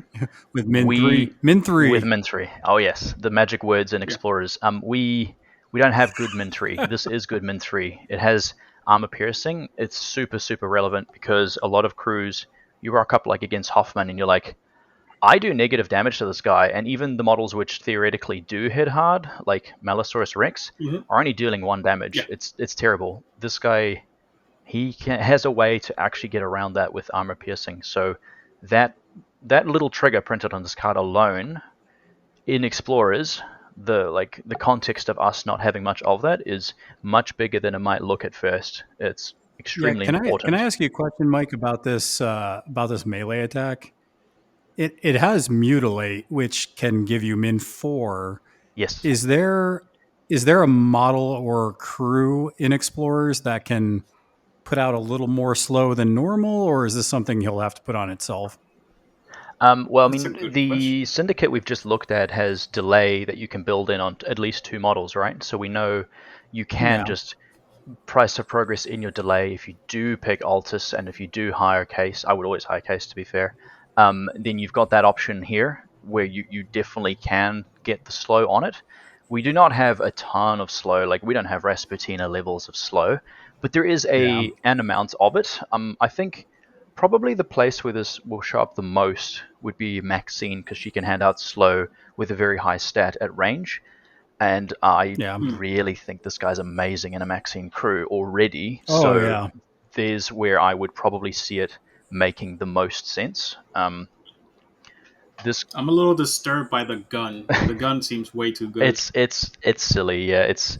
It's an amazing gun. Ignoring concealing is good. I think both the triggers are very, very good. Well, it's not they a don't gun, look so that that's exciting. even better, right? Yeah, it's not a true gun. It's just 12 It's inches true. of like, here you go, enjoy mod 4. Get wrecked. Yeah, that actually adds to the reason why I was like, this is a little too good. 12-inch range. Oh man, damage. this thing has field repairs too. Get out of here. Dude, I'm surprised people haven't been talking about this, because we have mentioned other versatiles in other factions that were like just fine or not good enough. Like, for example, Mike, in I believe it was an Outcast, the 10-point whatchamacallit, emissary like creature, the death creature, The werewolf? was not good enough. Yeah, the werewolf. Yeah. He was not good enough. And in Neverborn, the same thing happened. The sisters were just not good enough by like a consensus of all of us basically together. One of us would like it or whatever, right? So I saw Hannah Janice. I was like, there is no freaking way that we're not just going to say this thing is better than the emissary. Windmill slam picker, yeah. Look, I think it's important to know, like, you are right. Everything you've just said is correct, but factional context is important. If you printed Seeking Bolts as it was, like, in another faction which has easy access to focus, things might look different. We don't have, like, a guild steward or a Maurice or anything. That just doesn't exist for us. We have to usually use masters to give out focus. Got to do it the old-fashioned way. Yeah, or like take the concentrate action like it's 2020 still. Like, so it's not the same for us, right? Like, we don't have those easy mechanisms to give out focus, so it is a bit different for us. It is a strong attack. It is a strong model, but we have to do it honestly. So we have to find our way to give it focus in the first place. Or you could just hit burst damage and then you don't care, right? Because you're adding blasts on every damage track for that. That's quite nice. I think also like you said in Maxine, where you can get, because she can give focus out with what's that one action? Impromptu invention. She can do, yeah. So Impromptu invention can give a +2 if I remember correctly. You can, yeah, and so that's an option you have, but it's either that or fast, and he kind of wants both, to be honest. So he's a great place to pour your AP and stuff into. That's why I really like him in Maxine. He does a lot of work there. Okay. You've got a lot of construct only healing there, and he heals other constructs, so the synergies are even more wonderful. And of course, he does appreciate the fast or the focus or whatever the case might be. BB healing him from inside the Calypso. Done that before. That's so funny. It's real good. It's real good. Yeah. Dude, the thing is, like, don't get me wrong. Genesis Wrath, I mean, it has fantastic triggers, which is the reason why I understand that they couldn't give it the stat line of the normal hammers. So I understand that, they have to like break a little bit of like, the lore, quote unquote, to not give it the same hammer. But Seeking Bolts, it just like it drew my attention immediately, because I was like, if you hit that severe, even without burst fire, and you hit two models, dude, you just started getting like mysterious emissary feels when you saw that. Yeah, no, dude, it's 8 damage on 2 models. Any model after that, you're just like swimming in gravy. This is just amazing. It really is, and I think that's. I look at it as armor piercing and then there's extra text. A lot of people look at it as Seeking Bolts is really powerful and then he's also got this random melee attack. I think, again, it's a model where like you don't bring him just for one or the other. You kind of want this guy when both make sense to you. It's flexible. Yeah, and I think it's important to note that he is 10 stones and he still only has 2 AP. He can't get focus easily, so it's like, it's a good attack. Well, they're both good attacks, but most keywords can't really support this guy to get easy focus, which is fine. It means that he's like an okay, good model that if you're very deliberate with your actions and how you want to get him across the board, when you want him to take that crazy action called Concentrate or not, that's a decision point you're going to have to make for most keywords. There are three Yeah. keywords in particular that I will speak to that really turn this guy on, though. Obviously, Maxine, we've just discussed. Terry, she can give him Right. focus. She can give him fast. He's really good with those conditions. And Ivan, because Gibson can give him fast as well, and focus. So Yes. you've got multiple ways in which you can really roid him up. If you're playing, I think yeah. it's Ivan 2, he can displace him I think it's like between 10 and 11 inches off of a single action, because he's got such a big So base. good. You give him fast focus, you do that, he can be wherever he needs to. He ignores all the concealment in that Ivan crew with his Yep. gun, so that's pretty good. And so he's able to just get where he needs to go and just start eliminating people. And to be frank, that's kind of what that crew was lacking. So Ivan's gone from having no good Min 3 options, unless you're like out of keyword the matron, which I have done from time to time. But I won't do that anymore because you've got this guy and you've got the alleyway echo. So there are multiple ways you can make the Hand of Janus work really well. And then there are, of course, some keywords that just want a bit of armor piercing, want a bit of range. I've enjoyed this guy with like Lord Cooper because field repairs can heal Lord Cooper and you can remove conditions from him. So that's like significantly better than a hopeful prospect who's just sitting around doing nothing. Obviously more than twice the price tag, but you've got a very meaningful model that like actually matters. So that's kind of awesome. Even as a tech piece, this model is fantastic because ignoring severe and hazardous and models can also be like game winning in many aspects. If you get this model to half health or lower, you better finish it off before it activates because it has Grit Frantic, and my goodness, positives on the duel and damage. No, thank you. Yeah, this is also one of the few models that even if you stun it, like it doesn't care. I mean, it cares a little bit. I mean, because some of these triggers are good. And melee triggers definitely wants to not be stunned. Yeah, I'm not saying that the stun doesn't suck. Like we clearly know that stun sucks, but even with stun on, its model, its bonus does remove conditions, so can't remove stun. Yeah, you would only be able to remove stunned if you were not stunned, because it is a trigger. So it does have some weaknesses. You are correct. Yeah. No, but like still, just on basic, like you can still shoot even if you're engaged, and hitting the severe will still hurt multiple people. Yeah. You can still do minimum 3 damage. Yeah, the damage if is you still don't good. have focus. Yeah, like he is decent even without triggers, and then triggers just put it way past the point of no return. Yeah, it's like the back of his card, the numbers are just good, right? Like it's high damage tracks, it's high stat, it's good. The front of his card, I mean, size 4 could potentially be good, and move 5 is okay. Defense 4 though, my dude, like you imagine a world where your opponent just ignores armor. You know, it's Leviticus. Whatever the case, it's Jedza. Like this model has to be super respectful of those kinds of things, or else you will die in one activation, and there's very little you can do about it. Although I say that, I have hired this guy with Emissary. They tag team really nicely.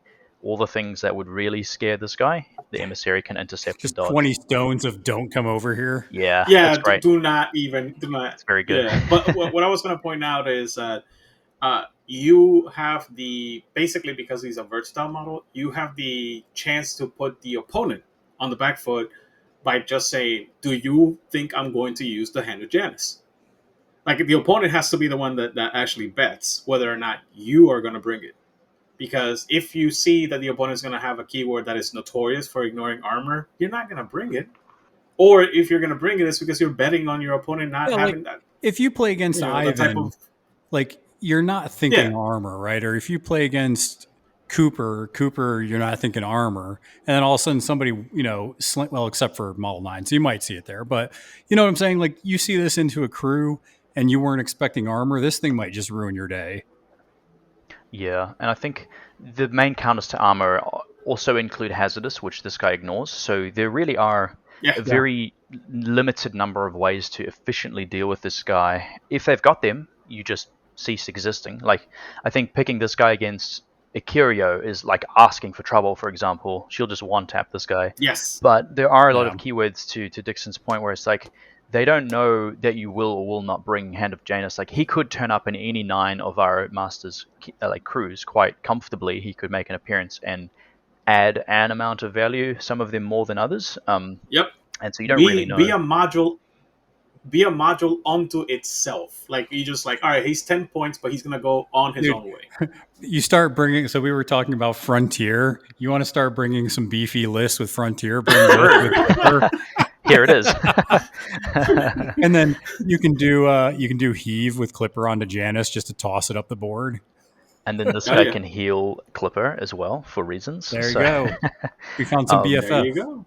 Yeah, I guess one thing to note is like probably Terry and Maxine are keywords already associated heavily with armor. So if you pick them, we know Hand of Janus is great in those keywords, especially Maxine, I feel, but still good in both. Your opponent is probably already eyeing up their armor piercing options, so it is something to consider. Like, I don't think like Hand of Janus against, for example, Outcasts or against Neverborn is very risky because Mad Dog and Angel Eyes can very quickly end this model and they can turn up in any keyword. So like there are considerations, and I don't think that this guy is like 9 out of 10 times higher, but he is a good model and you will see him quite often. Yeah, I'm a fan. This might be my favorite 10 stone model we've done so far for Ashes. Yes, same. Me too. Technically, in flavor, I love the Death Itself guy from Outcast. Yeah. But that's because I love the new Shrek movie. That was it. That movie's great. I recommend it to anybody. It's a solid movie that anybody can see with their family. Looking at all these models that Explorers have, Mike, I mean, how do you feel like the general Explorers community is reacting to these new models? Happy, sad, content? Very favorably. I think even our quote-unquote worst edition, the Slipstreamer, looks amazing as a model. And even that model, I will play with it and I will find ways for it to see value. Like, I don't think it's completely useless. It will do some things. A lot of the other things do a lot of things. I really like that there's a ton of little bits of tech here and there throughout basically every model, which I really like. That's important to our faction because our faction identity is actually quite complex and tricky, and there's a lot going on behind the scenes to really make the faction sing. And so all these models play into that a lot, which I love. I think we got a fantastic series of models here with Ashes. 10 models we can now hire if you count Clipper and Irina and Altus for our various masters. Those 10 models, they will all see play from time to time. I thought it was 11.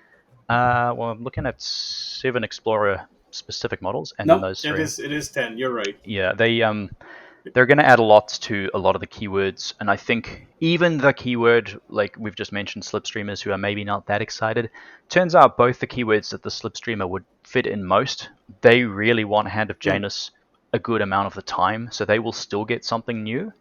And I think that both versions of both titles can see value in all of these models. Not many will be auto-hire, but I don't think any of them will be never hires, which is a really positive place to be. And so really favorable, really happy. It's an exciting set of models. And I think with these new models shoring up some of our niches, and with GG4 being, in my experience, really good for Explorers so far, I think we're in a really good spot to play fun and competitive games. It's a great time to be an Explorers player.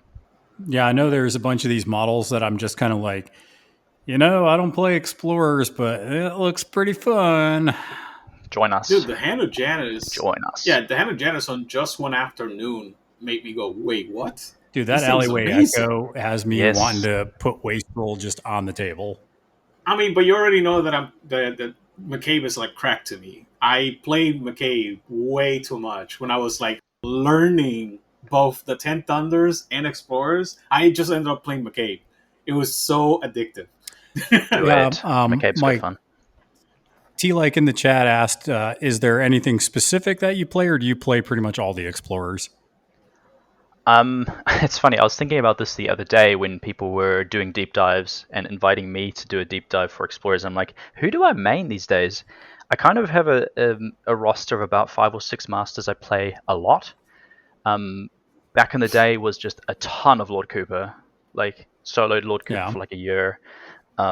These days, I am most favorable towards Maxine, McCabe, a little bit of Terry here and there. I do enjoy Anya this GG. She's good fun. Recently started getting God, she's onto so good. Jedza and playing a bunch of Jedza. Very new to me, but enjoyable. And then every now and Yeah. then I need to bring out Nexus just to make someone really upset. So I do bring them out like periodically to bring So tears. if I flew across the world to get one game of Malifaux, you would put Cadmus on the table just to trigger me. Yeah, Yes. here's the Nexus. Take pictures. Yeah, exactly. Take pictures if that happens. I mean, that being said, I still think that, like, for example, like I said, we just did Anya, and we had a good number of people telling us how good she is. Yep. And like the stories are just like solid. Holy crap, this model is just good, and it's 100% because of the GG. Yeah. Because we had a good solid like 4 months, Pete, 3 to 4 months where you were playing Resurrections. Yeah. And I was just trying to like figure out what I wanted to play in the new GG, and I was struggling until I started playing Guild, but a Guild wasn't like my fun, and then I started playing Outcast, and now I'm feeling a little bit better, right? But throughout the entire thing, we started noticing the whole beater schemer thing. Yeah. And then Anya, the stories that I'm listening about Anya, she doesn't really have that beater schemer aspect. She's just making sure her schemes are on point and denying you. It seems really good. It does, and I think the other thing for Anya in her favor is there's no assassinate this GG, so you're more comfortable playing Anya 1, just going balls to the wall. In fact, in the most recent Malifaux World Series tournament that we're playing in the last round, that's basically what I did. Had him in my opponent's deployment, Anya, in their deployment, turn 1, already doing work. Unafraid, like, I could trade this out and die, it's fine, because she's just so disruptive. Scheming is so efficient, and she's so quick. The whole keyword is quick, that like you just get in there, be in the places you need to be to score and prevent them scoring, and they may table you by like turn 4. If you've played well, you're already so far ahead in terms of scoring that they'll just never catch up. So this GG is like Anya crack. It's so good for her right now. Yeah, I heard a couple of people, I'm trying to remember the names, but yeah, they basically said it's like, yeah, you're probably going to lose your crew, but they said 3. But like by then you won the game. And I was like, dang, that sounds rough. And then, yeah, no, I looked at the scores and the stats that I sent you guys. And see if it pays off. Bro, but like the thing is that it worked apparently because, like I said, I sent you guys on the chat the statistics, and she's still third most played, and she's just winning. She has a good win rate. Yeah. Yeah, it's pretty good. Turns out price of progress, really quick movement, good scheming. Like those are all winning combinations in a GG, which cares more about your positioning and your scheming than ever before. We don't have like I think like last GG there were multiple strats where you just had to be in specific places and just basically duke it out with people. Yeah, whereas like here you've got like plant explosives and stuff the ballots. There's like 7 points on the table potentially which matter for scoring. Your ability to get around the table is worth more and more. And I think as a quick aside, that's why we're seeing Zip just harvesting souls like crazy. Like he's never been as good as he is now. That's a crew which makes so Anya look bad. Like, oh my god, Zip is crazy. I mean, but like it's so shocking to see that even Zip is not being played that way. I mean, he's the most played, but he has like a 46% win rate because it still requires skill. Because you have to know the good positioning. Like you can't just like throw him forward. 46% win rate is low. Super. I don't read I read the stats, but I don't read too much into it because not everyone reports the games like particularly accurately. So like you can't. I don't disagree with. I've seen him on the table. I know what he does. He's okay. So to both of you, remember, I have to remind you guys, we do not have the number of games that we're gonna have to have good data, so we have to extrapolate some of it. And still, looking at the numbers, it's like, good players are doing the right thing with Zip, but it still requires skill because most players are not doing well with Zip. It's an interesting one. I remember in the last event we hosted at the Malifaux World Series, I decided to play Bayou just on a whim. And I'd never played Zip before, and in multiple rounds, myself and the other Bayou and some of the Outcast players were playing Zip. And I think across like those 4 rounds, he had like a 90% win rate because when you put him in the hands of someone who is like quite good at the Oh, yeah. game, you just are brutal. Like when you leverage your speed advantage, there is like a certain level of skill to know where you want to be, similar for Anya, I suppose. Yeah. But like the Zip crew is Right. very forgiving, I feel, considering how fast it is. Zip himself is like functionally immortal unless they have really good tech. And then you can kind of just respect it with your move 8 and not be There's a there. point. So Yeah, there's a point in a Zip game I find that when Zip's crew gets behind you, there's almost nothing you can't turn around and go deal with them because they're so hard to catch. yeah, So that there's a point in the game where if they get behind you and you have to spend too many APs just to get near them, it's just not worth that. And then if you're playing against Zip 1, then he's just dismantling your crew, just causing chaos and, racking up body counts. Yeah, yeah. If you don't have the tools to deal with Zip immediately, he just goes away. It's kind of crazy. I yeah. mean, I think that would so be a really so interesting matchup with Anya versus Zip because one's very scheme Yeah. marker creation heavy and one can remove them for free and draw cards. And then like Yep. yes, Zip can't up we go sovereign, but then you can like shoot her. Like I think that would be a fascinating matchup to see how it plays out. Definitely. the one thing that I noticed that is like great about Malifaux, and I like again, it's something that I've said before many times that I like repeating, is that the player is the most important factor. Like models, they do make like oh this model is tier S or whatever. Yeah, but in the hands of an average player, it's not gonna be as good. Like so, the player is the biggest factor. So yeah, what you said, I believe it. I'm like 100% behind it, just given the data. Definitely. And I think even some crews that are like quote unquote easy to pilot, if it doesn't quite match your playstyle, you can struggle to make it Oh, work. Like 100%. we look at Yeah. crews like Cadmus and Seeker, which I'm familiar with to an extent. In some ways, their gameplay is like predictable and straightforward. I kind of still struggle at times to pilot that. Um, even as, I mean, I'd say I'm a pretty good player, but even I struggle with those kinds of crews, and I see other people pick it up their third game of Malifaux ever, and they're doing better with those crews than I am.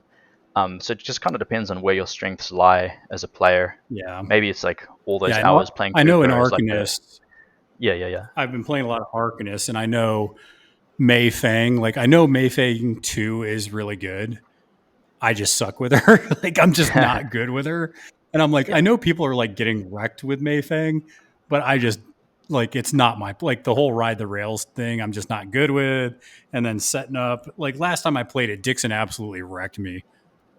When I played Mayfang against you, I did like if I remember correctly, the last two games that Oh, we you played. did great. Like that's what I'm saying. Like I know she's Yeah. good. I'm just not good with her. Yeah, I'm a bad Mayfang 2 player.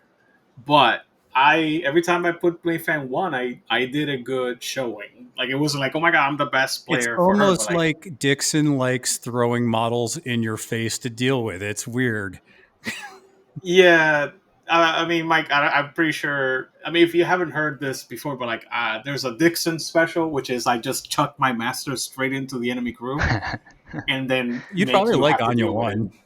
it. Like I probably would. You don't put Anya 1 in the middle of your crew, but man, if you get her on the back lines, Anya 1 can just like kill squishy models. She has hostile work environments, so you can't really save them. And you're just sitting here like, how do I deal with this? Yeah, yeah. She's just pretty bleeding edges everywhere. I know. I just find it funny. It Yeah. works more than half the time, which is the part that I'm just shocked by. Yeah, I think with that, might that, want to that give kind of you idea is Go ahead. probably why you also like McCabe, because I think with the right set of artifacts, Oh, yeah. he Yes. can do Oh, that he as loves well. McCabe.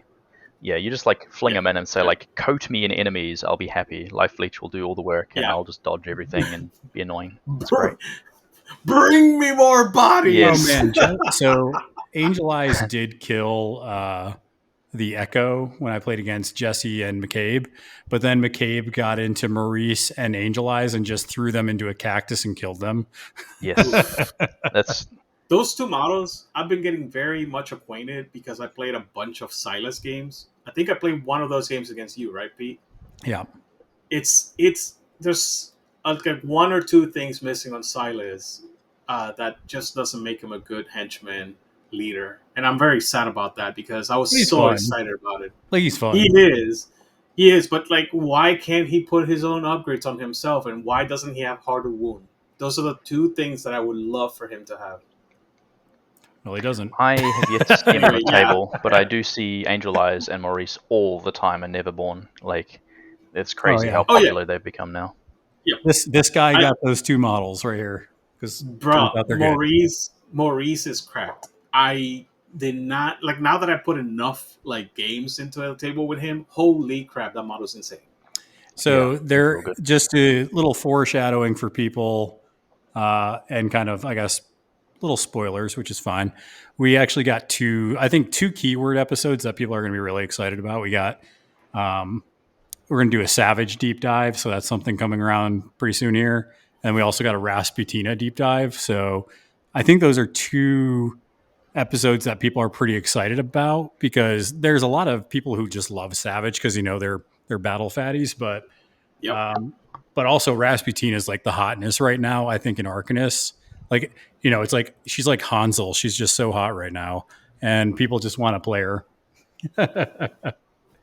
Dude, I don't know. I blame Beard for like just constantly putting the whole battle fatties memes. Oh no, it's 100% his hyping it fault. up. So Yeah, there's actually two reasons, and I've said this in a couple of spots. One is because Beard was like pumping him up, and I was like, okay, yeah, and I watched a couple of his games with him. But then my son actually painted the core box, so this kind of also gives me an excuse to play them because he painted them I think when he was like 11. So I'm also got like an excuse to be like, oh yeah, these cool models my son painted. That's why I'm doing it. no, dude, it's a very adoring, And like, they're that's an fun, adorable. dude. They're super fun. I'm having a blast with them. Yeah, dude, the best feeling in my opinion is whenever you use a Joker for the fence on Dude, the last attack. when you flip that red Joker for damage, and then Oh, you can just be like, cool, I'm an old ways, and look, I flipped the red Joker again. That is the best. oh, I took a damage. Oh no, I took. It's so good. That is the best feeling. I do want to give you, Mike, a quick minute before we get out of here, though. I know you said you got your podcast, but you can plug that and anything else that you feel like sharing with us.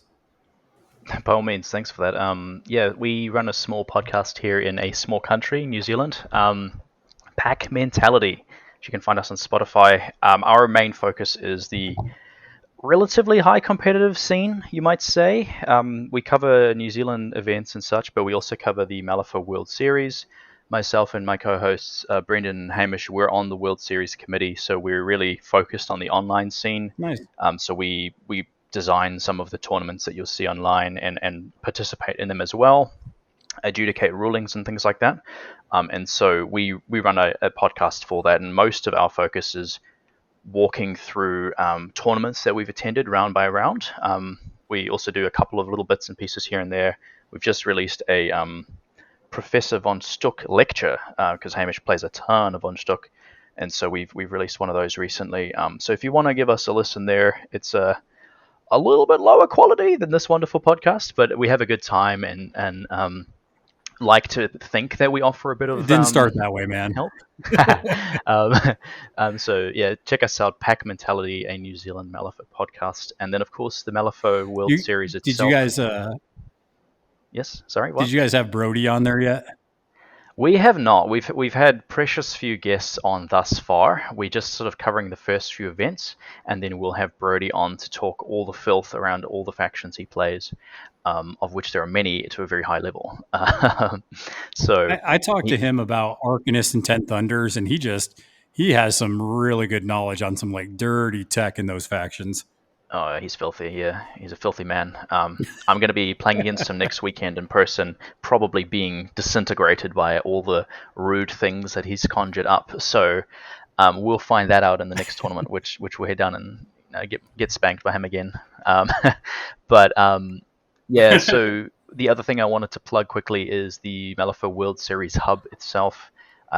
Primarily via Discord is the easiest place to find us. It's a really, really fun community to be part of, whether you're after casual games or tournament games. We may even establish a sub-channel for campaign games with this new campaign that Weird has put out. So if you're looking to get some games in for things like that, pretty good place to be.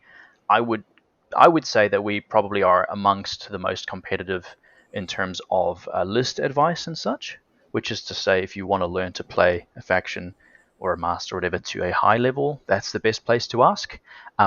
But we do have look for game casual areas as well, so there is like a nice balance of ruthless and cutthroat, but also let's have some fun and make sure both players are enjoying themselves. Yeah, right now lately I've been more focused on getting more casual gamers because that's the lifeblood of the game. But it's always necessary to have also the tournament side because casual gamers always dabble into the tournament side regardless of. We definitely ship that, and we think that we want to strike a balance between what's fun and what's competitive. So we try to sequence and build out our monthly tournaments to add a little bit of variety. Like the current tournament is Iron Scorpius, where you can only play a master or a leader once in the entire event. And so that's quite fun, and it adds a different angle. You're not just going to see the same player picking Damien one net list 5 times in a row. And so we definitely have that angle of let's get some variety and some love for the more casual players in, because like you say, it's super critical that we retain those newer players who maybe Malifaux's their second game, or they're just new to it. That we definitely want to keep them on board as well.